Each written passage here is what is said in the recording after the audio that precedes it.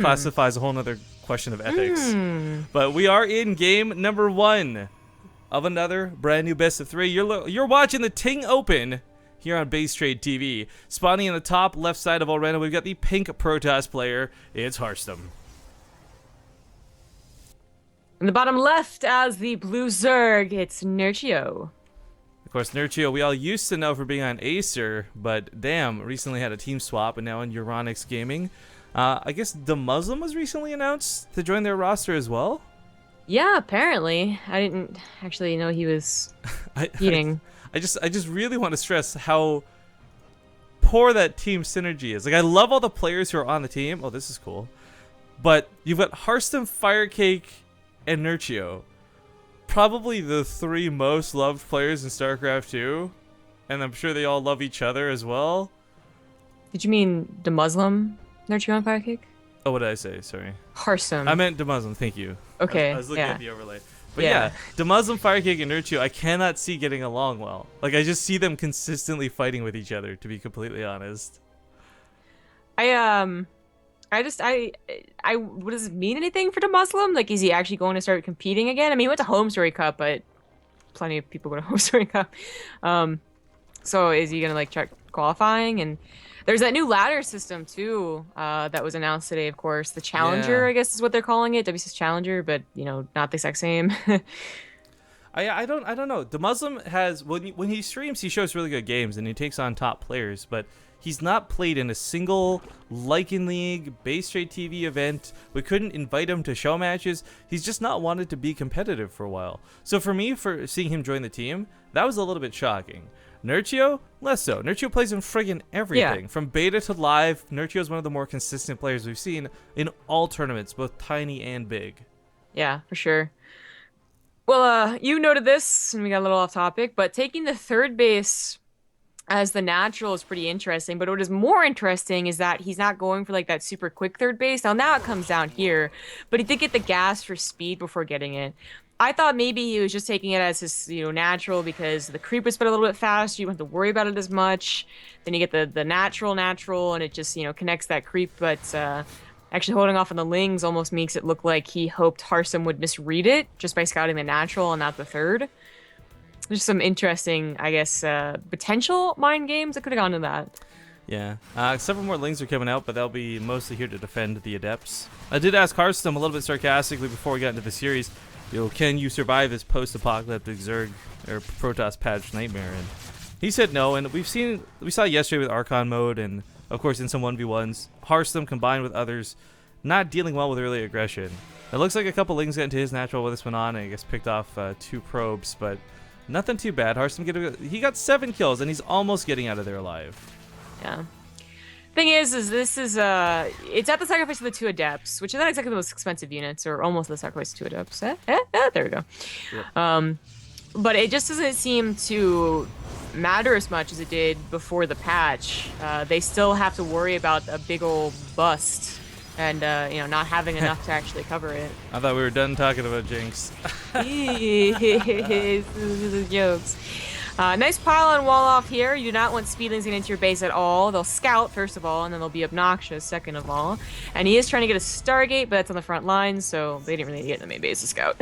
I actually think one of the bigger points about this attack, too, is Harstem did not need a Photon Overcharge to defend. He could have popped one, and it would have been easy-peasy, but with the energy being a little bit more conservative than it was in the past, costing 50 instead of 25, I like that he kept this alive for what is the potential Roach follow-up or more Lings later, or needing to be in the main while he's getting attacked in the natural. If this Mothership Core had burned that Photon Overcharge, yeah, I would have dealt with that a lot easier and smoother, but he wouldn't have had it for the more important fights later.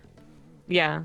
It has come back to that point where, popping an Overcharge actually means something, which it lost with the 25 energy version of itself. So it doesn't mean a whole hell of a lot compared to the 100, but yeah. Yeah, that's true, but it also doesn't mean, that Nexus also could take a punch.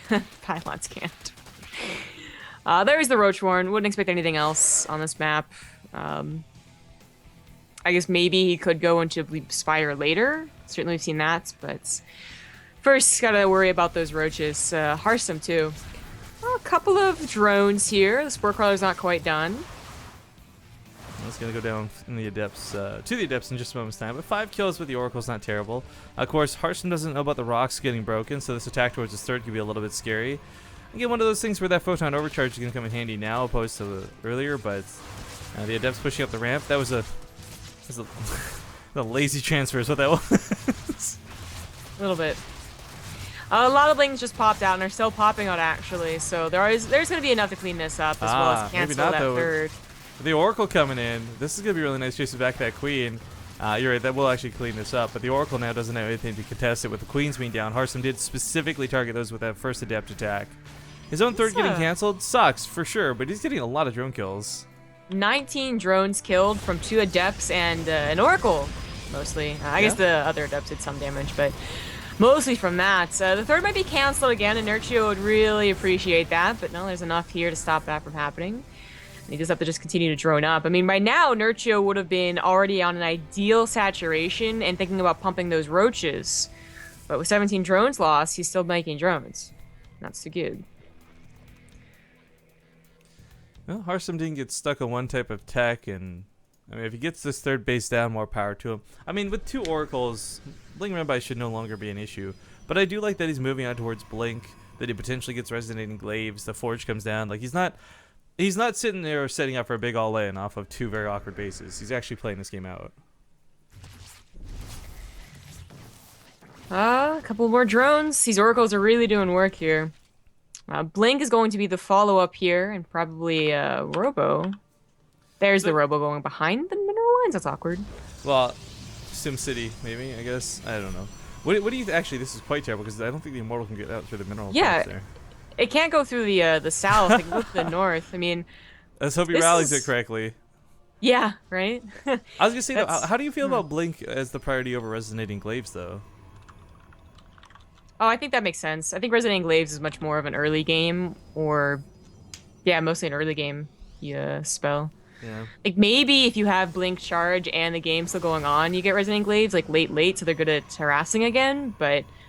If you don't start off with Resonating Glaives, they're not going to be too helpful against roaches. Not as helpful anyways, Blink Stalkers. I love that the Spore Crawler got replaced. If the Oracles were just going to rally, they'd take a couple of free hits, but of course, once again, blocks the middle of the map. But there's still that rock wall has been torn down. Harstem can't exactly easy peasy through the middle. Yeah.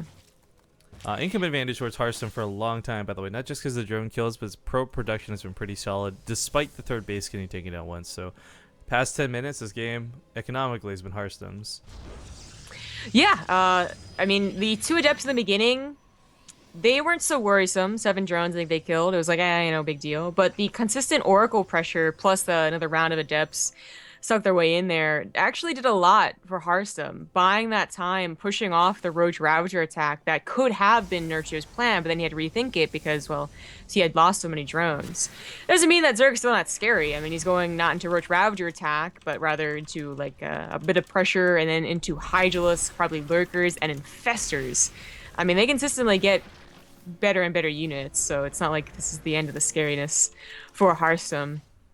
Harstem, of course, has to anticipate a meter transition at any point, really, and did go for the double Stargates. Now, he doesn't need it, and hopefully he realizes this soon, or produces 2 Phoenixes. I was actually going to comment, in the Archon mode matches, we saw Harstem actually implementing a lot of Phoenix-based builds, and I think those made a lot more sense in Archon mode, because you could dedicate one person to said Phoenix. I'm not sure it's going to work as well for him in a 1v1 situation. Just so much more attention needs to be spent everywhere else. Building probes, building buildings, actually macroing. So the dedication to crazy Phoenix micro is not going to be here like you would normally have. Not at least in the Archon mode matches we cast recently. But still, the Phoenix versus Hydra dynamic is interesting. I like the double Robo a lot better. But just showing that he has these can assist the Nerchio. Like, yeah, don't go near this, man. I already got this. Well, he's saying, okay, I didn't plan to. So. No big deal. It's like the double Stargate's going to be useless. Eventually, this game could go into a Greater Spire, so he's going to need those for Tempest. Immortal a little bit awkward. Crab walks back away. Does survive.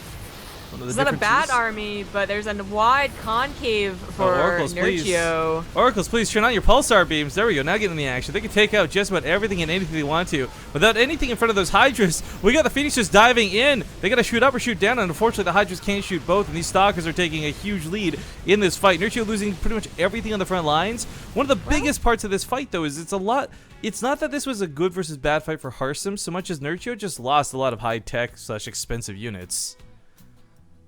Yeah, that was a wash for both players. Their army supply is still even, their worker supply is still even, and they're both on 4 bases, which usually, of course, Zerg wants to be up 1, even in Legacy of the Void. But, Ooh, upgrades actually for Harstem. Halfway done. No, that's a good point. +2 is all, yeah, halfway done. So they're still on even upgrades for now. This is still a dangerous fight for both of them. One just severe misclick, and this could go very, very poorly. Oh, like that, like running your mortals on the corrosive or pile. the probe transfer that got pulled back in the last second that were stacked up on that corrosive pile. Oh my god.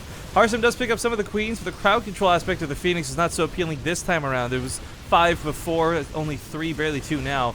He starts pushing his back once again. Blinks forward, getting really aggressive, focusing down those Ravagers, trying to get those Hydras. Very expensive kills. But I love what that once again Harstem, he maintains his immortals. He keeps these alive, and these are going to continue to snowball. Whereas you're trading Stalkers and Hydras and Roaches, fine, you can replace all those units fairly easily. The Robos, those take time, and 2 immortals at a time are starting to look, well, frankly dangerous. Nerchio's pulling the drone zombie grub. Oh my god. Wow. He's desperate to win this fight. He knows that if he can break Harstem doesn't have much more behind it, but that's not the truth. That's not the case. The first immortal goes down, second one getting focused. Barriers are off of cooldown on 1, 2, but unfortunately now on cooldown. They don't have that sick damage shield. That was pretty wonky seeing the drone pool, but it's not going to be enough. Nerchio, GG's. Zerg Imba. GG. Harstem will take game.